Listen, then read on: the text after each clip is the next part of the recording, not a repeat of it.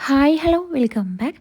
ക്യാരറ്റും ചെറുപഴവും വെച്ച് വെറും 5 മിനിറ്റ് കൊണ്ട് സിമ്പിളായിട്ട് ഉണ്ടാക്കിയെടുക്കാൻ പറ്റുന്ന ഒരു പലഹാരത്തിൻ്റെ റെസിപ്പിയാണ് ഞാനിന്നിവിടെ ഷെയർ ചെയ്യുന്നത്.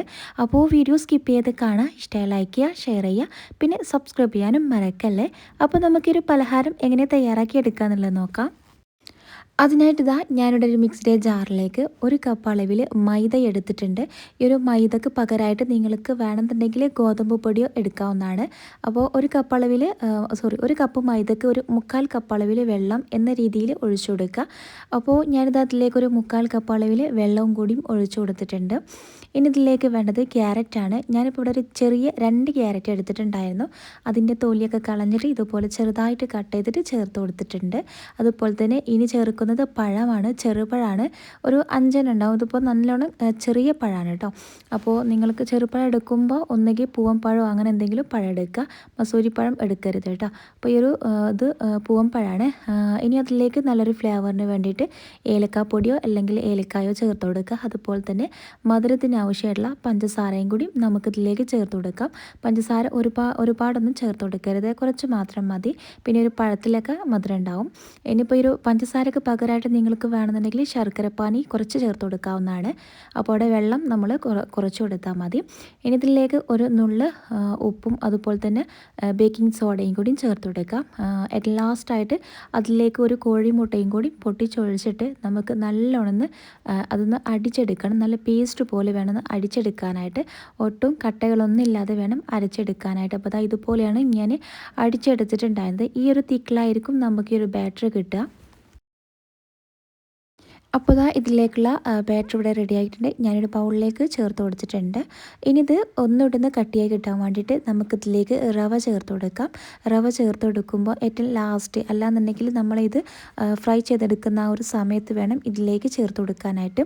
റവ ചേർത്ത് കൊടുത്തിട്ട് നിങ്ങൾ റെസ്റ്റ് ചെയ്യാനായിട്ടൊന്നും ഈ ഒരു ബാറ്റർ വെക്കരുത്.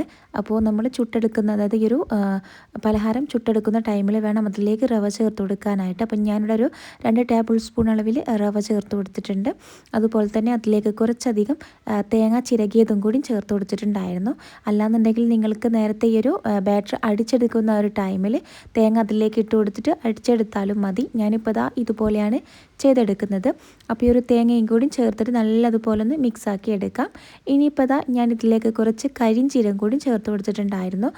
കരിഞ്ചീരകമോ അല്ലാന്നുണ്ടെങ്കിൽ കറുത്ത എള്ളോ ഏതായാലും കുഴപ്പമില്ല. അപ്പോൾ അതും കൂടി ചേർത്ത് കൊടുത്തിട്ടുണ്ട്. അപ്പോൾ അതും കൂടി ചേർത്ത് കൊടുത്തിട്ട് ഇത് ഫ്രൈ ചെയ്തെടുക്കുമ്പോൾ നല്ലൊരു ടേസ്റ്റാണ് കേട്ടോ അങ്ങനെ ഈ ഒരു പലഹാരത്തിന്. അപ്പോൾ എന്തായാലും കരിഞ്ജീരകമോ അല്ലാന്നുണ്ടെങ്കിൽ കറുത്ത എള്ളോ ഉണ്ടെന്നുണ്ടെങ്കിൽ മസ്റ്റായിട്ടും ചേർത്ത് കൊടുക്കാനായിട്ട് നോക്കുക. അപ്പോൾ ഞാനിത് അതിലേക്ക് കുറച്ച് കരിഞ്ജീരകം കൂടി ചേർത്ത് കൊടുത്തിട്ടുണ്ട്. എന്നിട്ട് ഒന്നുകൂടി നല്ലതുപോലെ ഒന്ന് മിക്സാക്കി എടുക്കാം. ഞാനിപ്പോൾ ഇത് റെസ്റ്റ് ചെയ്യാനൊന്നും വെക്കുന്നില്ല കേട്ടോ. അപ്പോൾ നിങ്ങൾ വെക്കുകയാണെന്നുണ്ടെങ്കിൽ ഇതിലേക്ക് ബേക്കിംഗ് സോഡ ചേർത്ത് കൊടുക്കേണ്ട ആവശ്യമില്ല. ഞാൻ ഈ ഒരു ടൈമിൽ തന്നെയാണ് ചുട്ടെടുക്കുന്നത്, റെസ്റ്റ് ചെയ്യാനായിട്ട് വെച്ചിട്ടൊന്നുമില്ല. ഇനി നമുക്ക് നേരെ ചുട്ടെടുക്കാം. അതിനായിട്ട് ഞാനിവിടെ ഒരു പാൻ ചൂടാക്കി എടുത്തിട്ടുണ്ട്. അതിലേക്ക് കുറച്ച് ഓയിലോ അല്ലാന്നുണ്ടെങ്കിൽ വെളിച്ചെണ്ണയോ ഒഴിച്ചു കൊടുക്കാം. എന്നിട്ട് നല്ലോണം തിളച്ച് വന്നാൽ ഒരു മീഡിയം ഫ്ലെയിമിലിട്ട് വെക്കുക. എന്നിട്ട് ഇതുപോലെ ഇതിലേക്ക് സ്പൂൺ വെച്ചിട്ട് ജസ്റ്റ് ഒന്ന് കോരി ഒഴിച്ചാൽ മാത്രം മതിയാകും. അപ്പോൾ നിങ്ങൾക്ക് ഇഷ്ടമുള്ള രീതിയിൽ ഇത് ചുട്ടെടുക്കുക കേട്ടോ. അതായത് നമ്മളിപ്പോൾ ഉണ്ണിയപ്പം ചുട്ടെടുക്കുന്ന രീതി, അതായത് ഉണ്ണിയപ്പത്തിൻ്റെ ചട്ടിയിൽ അങ്ങനെ ഉണ്ണിയപ്പം പോലെ ആ ഒരു ഷേപ്പിൽ വേണമെങ്കിലും ചുട്ടെടുക്കാം, എങ്ങനെ വേണമെങ്കിലും ചെയ്തെടുക്കാവുന്നതാണ്. പിന്നെ ഞാനിതിലേക്ക് ഒരു നുള്ള മഞ്ഞൾപ്പൊടിയും കൂടി ആ ഒരു ബാറ്ററിലേക്ക് ചേർത്ത് കൊടുത്തിട്ടുണ്ടായിരുന്നു.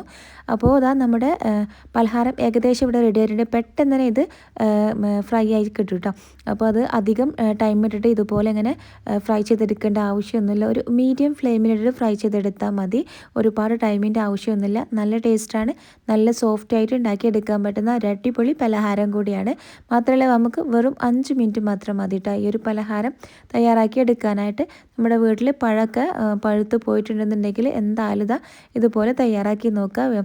കുട്ടികൾക്കായാലും ആർക്കായാലും ഒത്തിരി ഇഷ്ടമാവും.